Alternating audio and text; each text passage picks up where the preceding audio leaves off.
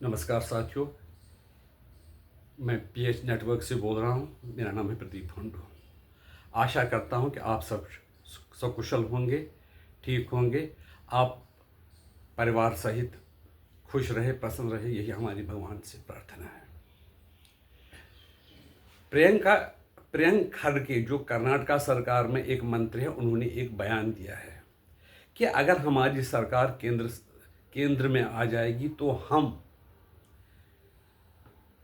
इसको राष्ट्रीय स्वयंसेवक संघ पर पाबंदी लगाएंगे। प्रियंक खड़गे मल्लिकार्जुन खड़गे के सुपुत्र हैं, जो कांग्रेस के अध्यक्ष हैं। या तो ये बात कांग्रेस के अध्यक्ष ने उनको कही होगी, या उनको कैसे लग रहा है कि वो कर सकते हैं। प्रियंक खड़गे है, वो केंद्रीय नेतृत्व में तो नहीं है, कर्नाटका के मंत्री है, तो वो कैसे ऐसा निर्णय ले सकते हैं।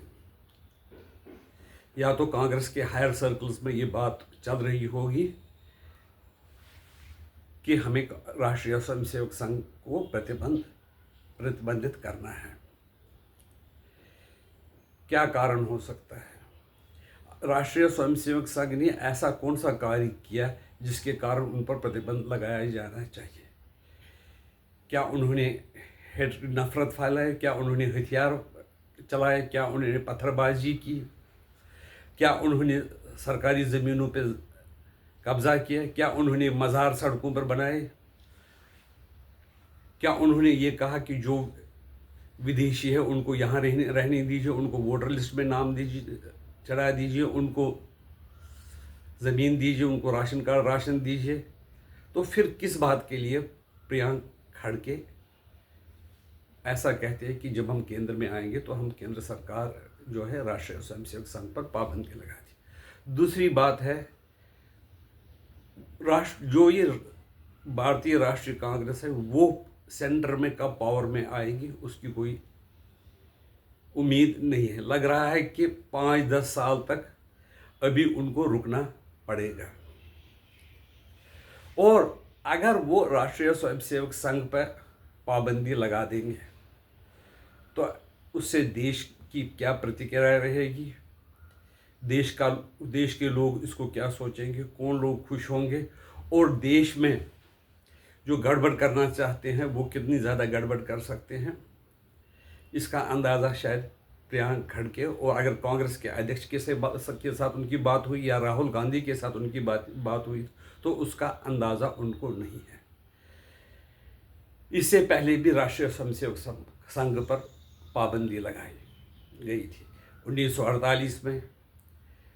फिर जब गांधी जी की हत्या हुई थी, लेकिन उसमें पाया गया कि गांधी जी की हत्या में राष्ट्रीय स्वयंसेवक संघ का कोई हाथ नहीं है। लेकिन पटेल से उनकी बात हो गई, जो परम पूज्य गुरु जी थी उनके साथ उनकी बात गई, तो उन्होंने राष्ट्रीय स्वयंसेवक संघ पर पाबंदी हटा दी। इसी तरह से जो जम्मू कश्मीर के जो राजा थे वो भारत के साथ विलय करने के लिए तैयार नहीं थे, लेकिन परम पूजनीय सदाशिवराव केशवराव गोलवालकर ने उनको मनाया और उन्होंने भारत के साथ विलय के हस्ताक्षर किए। एक बार नेहरू जी ने जो रिपब्लिक डे परेड थी उसमें भी राष्ट्रीय स्वयंसेवक संघ को शामिल किया गया। जब 65 की जंग हुई तो राष्ट्र के लिए जो सिविल डिफेंस का काम वो राष्ट्रीय स्वयंसेवक संघ के वर्कर्स ने किया। दूसरी बात मैं यहाँ पर कहना भूल गया, जब पाकिस्तान के रेडर्स ने उन्हें तकरीबन श्रीनगर तक वो पहुँच गए थे कबायलियों के साथ, जो पाकिस्तानी फौज थी, लेकिन वहाँ पर एयरपोर्ट भी उन्होंने ख़राब कर दिया था पाकिस्तानी रेडर्स ने। वहाँ के जो कश्मीर के स्वयंसेवक थे उन्होंने क्या किया कि उस एयरपोर्ट को ठीक कर दिया ताकि वहाँ पर जहाज़ उतर सके। ये राष्ट्रीय स्वयंसेवक संघ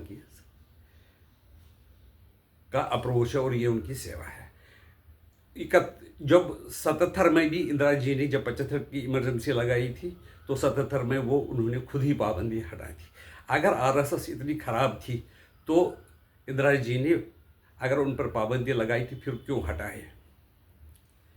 ये खुद सोचने की बात है, खाली राजनीतिक कारणों से। बाकी कोई कारण राष्ट्रीय स्वयंसेवक संघ पर पाबंदी लगाने का कोई नहीं था।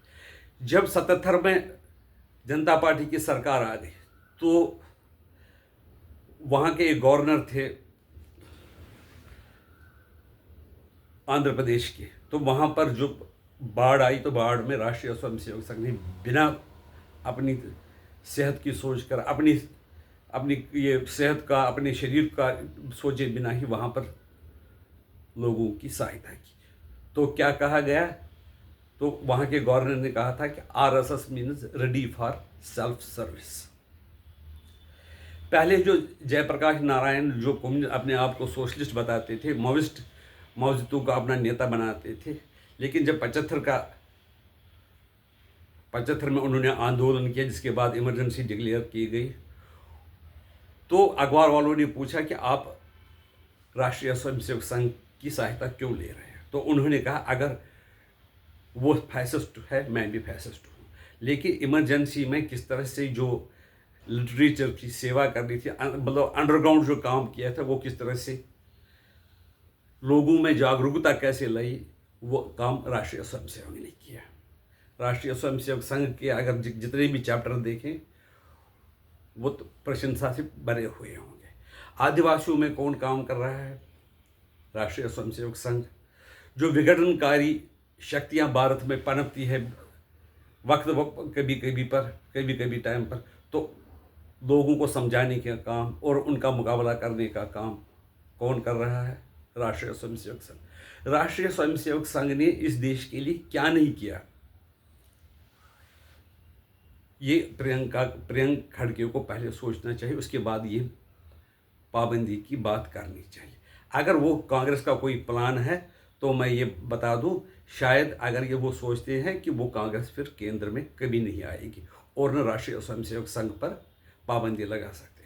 हो सकते हैं कोई टूल किट हो, कोई डीप स्टेट हो USA का, जो चाहते हो कि राष्ट्रीय स्वयंसेवक संघ पर पाबंदी लगाई जाए ताकि वो अपनी मनमानी करे और हिंदुस्तान में अफरा तफरी गड़बड़ पैदा कर सके। जैसे कि अगर जो स्ट्रांग हुकूमत है जिसमें RSS के भी कई वर्कर शामिल है, RSS के कार्यकर्ता शामिल हैं, जैसे प्रधानमंत्री खुद RSS के कार्यकर्ता रहे हैं, नितिन गडकरी जी हैं, राजनाथ सिंह जी हैं, और भी है। लेकिन मैं ये नहीं कहता कि खाली राष्ट्रीय स्वयंसेवक संघ के ही कार्यकर्ता उसमें शामिल है, लेकिन जो भी है ये सरकार मजबूत है और मजबूती से देश के लिए काम कर रही है। भ्रष्टाचार को ख़त्म कर रही है, अलगाववाद को ख़त्म कर रही है, माओवाद को ख़त्म करने का प्रयास कर रही है। जम्मू कश्मीर में जो अलगाववाद की स्थिति धारा 370 से पहुंच गई थी, उसको ख़त्म कर दिया है। इस तरह से राष्ट्रीय स्वयंसेवक संघ पर पाबंदी लगाने की सोच बहुत ही देश विरोधी है। इसलिए आपकी राय इसके बारे में क्या है? नमस्ते।